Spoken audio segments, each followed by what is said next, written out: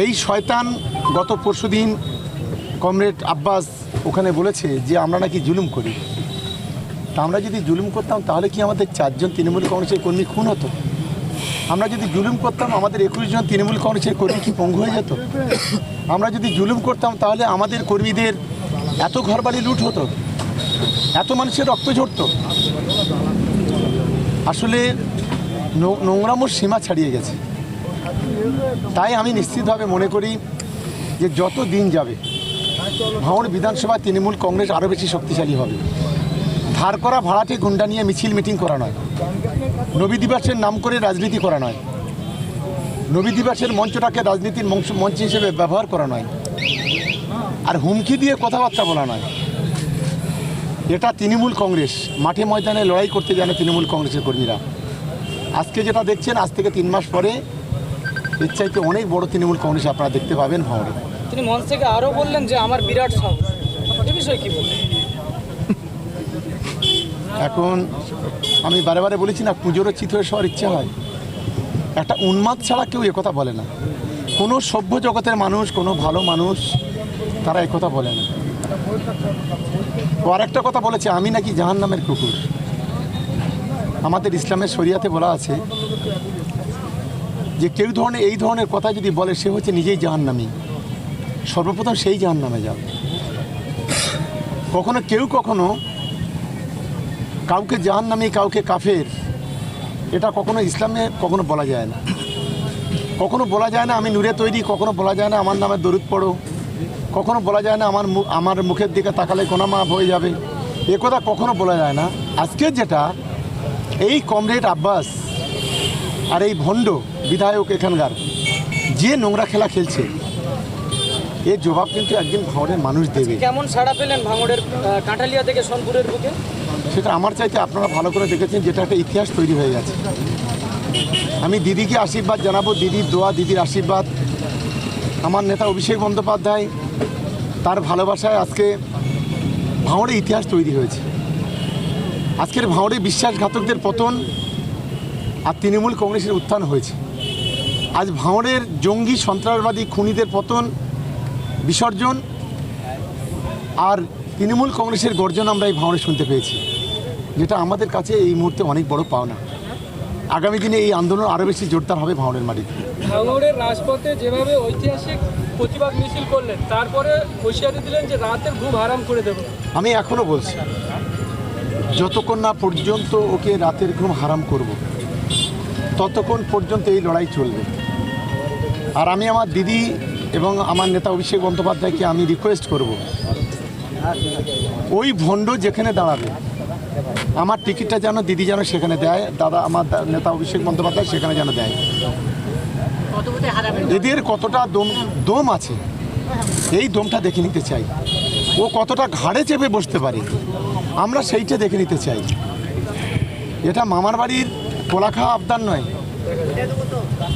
রাত্রি ঘুমিয়ে পিছনে আমল দেওয়ার জায়গা নয়। এটা হলো রাজনীতি। ওর হিম্মত থাকে সুন্নতে আহলাতুল জামাতের নামটা বাদ দিয়ে লেবাসটা খুলে সরাসরি বিজেপি, আইএসএফ, সিপিএম কোনো ঝান্ডা ধরুক, তবে ওকে বাপের বেটা বলবো। ধর্মকে ব্যবহার করতে বারণ করব। ধর্মকে ব্যবহার করে রাজনীতি করা এটা হলো কাপুরুষ। ঠিক যেমন আরএসএস যেমন ধর্মকে ব্যবহার করে রাজনীতি করে, বিজেপি যেমন করে, ঠিক আইএসএফও তেমনি করে। এরা ধর্মকে ব্যবহার করে রাজনীতি করে, এরা হলো কাপুরুষ। আমরা বলছি ধর্ম জায়গা থাকবে, রাজনীতির জায়গা থাকবে। আমরা এটাই মনে করি। লড়াই আগামী দিনে চলবে, আরও বেশি তীব্রতর হবে এই লড়াই। নবী দিবসের মঞ্চকে ব্যবহার করে যেভাবে রাজনৈতিক কথাবার্তা বলেছেন নওশাদ সিদ্দিকী, এবং তারই কি পাল্টা হিসেবে আজকে এই সভা, কি বলবেন? দেখুন, ভাঙড়ের মানুষ প্রতিবাদে গর্জে উঠেছে। যেভাবে একটা ধর্মীয় মঞ্চকে রাজনীতির মঞ্চ হিসেবে গড়ে তুলে যে ধরনের কুৎসা, যে ধরনের অপপ্রচার, যে ধরনের বিজেপির দালালতি করেছে, তার বিরুদ্ধে ভাঙড় বিধানসভা তৃণমূল কংগ্রেসের কর্মীরা গর্জে উঠেছে। এবং আজকের এই কর্মসূচিটা আমাদের ঘোষিত কর্মসূচি ছিল। কারণ দেশ জুড়ে যেভাবে বাঙালিদের অত্যাচার হচ্ছে, নির্যাতন হচ্ছে, তার বিরুদ্ধে আমরা 7 দিন আগে এটাকে ঘোষণা করেছিলাম। তবে তার সঙ্গে অক্সিজেন জোগালো এই ভণ্ডর যে নোংরামি, যে ভাষায় কথা বলেছে, যার ফলে আজকের ভাঙড়ে এক ঐতিহাসিক প্রতিবাদ দিবস আমরা পালন করতে পেরেছি, ঐতিহাসিক প্রতিবাদ মিছিল আমরা পালন করতে পেরেছি।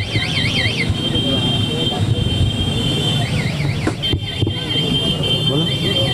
আজকে দেখলাম এই পথসভাতে আজকে বিজেপি থেকে যে জয়েন করেছেন, কি বলবেন? আমি যারা আজকে আমাদের দলে যোগদান করেছে তাদেরকে আমি ধন্যবাদ জানাই।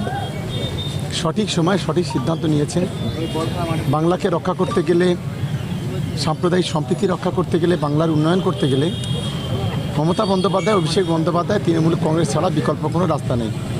তাই আজকের প্রবীরের নেতৃত্বে যে সমস্ত বিজেপির লোকজনেরা আজ আমাদের দলে যোগদান করেছে, আমরা দলের পক্ষ থেকে তাদের প্রত্যেককে স্বাগত জানাচ্ছি। কিন্তু নওশাদ সিদ্দিকী বারবার দাবি করে যে শওকত মোল্লা যতবার জয়েন করে একজনকে জয়েন করে 10 জনের নাম করে। আজকে সেটা আপনারা দেখেছেন যে কেউ কংগ্রেসের পতাকা, কেউ কংগ্রেসের পতাকা, কেউ বিজেপির পতাকা নিয়ে তারা মিছিল করে এসেছে। তারা মঞ্চে পর্যন্ত কংগ্রেসের পতাকা নিয়ে এসেছিল। তারা এখানে এসে কংগ্রেসের পতাকাটা ছেড়ে দিয়ে তারা তৃণমূল কংগ্রেসের পতাকা ধরেছে। কেউ বিজেপির পতাকা নিয়ে এসেছিল, তারা বিজেপির পতাকাটা ছেড়ে দিয়ে তারা তৃণমূল কংগ্রেসের ঝান্ডাটা ধরেছে। তারা দুজনেই আমার পাশে বসে আছে, কংগ্রেসের রবিকুল ইসলাম এবং প্রবীর ঘোষ। বাঁদিকে বিজেপি থেকে বিজেপির নেতা, ডান দিকে কংগ্রেসের নেতা। তো ওদের কাছে জানলে তা ওরা বলবে যে ওদের সঙ্গে কত লোকজন যোগদান করেছে। আমার কথা না হলে ওদের কথা শুনলে আরও ভালো হবে। তাহলে কি ভাঙড়ের পক্ষে তৃণমূল কংগ্রেসের হাত আরও শক্ত হলো? নিশ্চিতভাবে আমরা মনে করি আমরা একটা বেটার পজিশানে ছিলাম। আরও বেশি শক্ত হলো প্রবীর এবং রফিকুলের ভূমিকা। কংগ্রেস এবং বিজেপি থেকে শয়ে শয়ে হাজার হাজার কর্মীদের নিয়ে এই দলে যোগদান করে আমরা এখানে অভিষেক বন্দ্যোপাধ্যায়, মমতা বন্দ্যোপাধ্যায়ের হাতটাকে আরেকটু শক্তিশালী করতে পারলাম বলে আমার অন্তত মনে হচ্ছে। একের পরে আমরা দেখতে পাচ্ছি যে একের পরে যে খুনগুলো হচ্ছে এই তৃণমূলকে দায়ী বানাচ্ছে, এরকম একটা অভিযোগ করছে, কি বলবেন? তাহলে এখানে 4 জন যে খুন হয়েছে তৃণমূল কংগ্রেসের কর্মী, তাদেরকে খুন করলো কারা? আর আইএসএফের কর্মী কজন খুন হয়েছে? 1 জন। আইএসএফের 3টে ছেলেকে ভোট গণনার দিনে সেন্ট্রাল ফোর্সের সামনে গুলি চালাতে গিয়ে তারা পুলিশের গুলিতে মারা গেছে। তাহলে খুনি কারা, জুলুম করছে কারা?